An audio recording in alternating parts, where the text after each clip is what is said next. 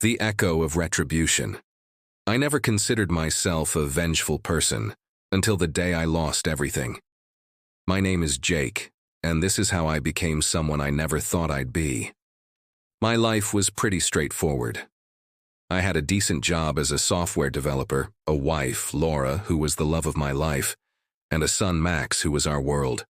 We lived in a quiet suburb where the biggest drama was whose dog had dug up the community garden again. But beneath that veneer of normalcy, a storm was brewing.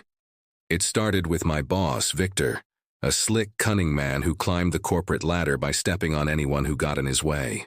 I had a project that was going to be my big break, an app that could change how we use AI in daily life. I poured everything into it, including countless nights away from my family, thinking it would secure our future. Then, the betrayal came. Victor stole my project, presented it as his own, and got the promotion I was promised. I was demoted, my name erased from the credits, and my career was left in shambles. I confronted him, but he laughed it off, threatening to ruin what was left of my reputation if I made a fuss. The real tragedy struck when I came home one evening to find our house in flames. Laura and Max were trapped inside. They didn't make it out. The fire was ruled accidental, but I knew it wasn't. The timing, the way it all happened right after my confrontation with Victor, it was no coincidence. I was shattered, lost in grief, but through the fog of pain, a clear thought emerged. Justice. Not the kind the law could deliver, but the kind that would truly make Victor understand loss. I didn't act rashly. I spent months watching him, learning his routines, his weaknesses. I became a shadow in his life. Victor loved his reputation, his status. So I started with that. I hacked into his emails, his social media, spreading rumors and evidence of embezzlement. Unethical behavior. All true, but buried. His life began to unravel. He was ousted from the company.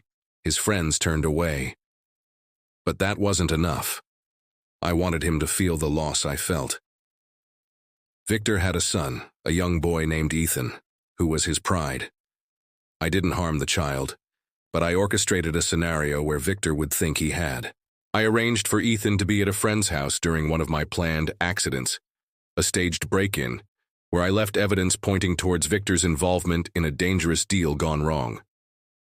When Ethan's disappearance was staged, he was safe, just hidden away for a few hours.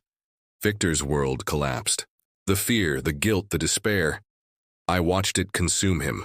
When Ethan returned, safe but shaken, Victor was a changed man. He resigned from all his positions, moved away with his family, living a life far removed from his previous glory. He never knew it was me, but he lived with the ghost of that night forever. I'm not proud of what I did, but I sleep better knowing that Victor, in his own way, paid a price for what he took from me. My revenge was not in violence, but in stripping him of everything he valued, much like he had done to me.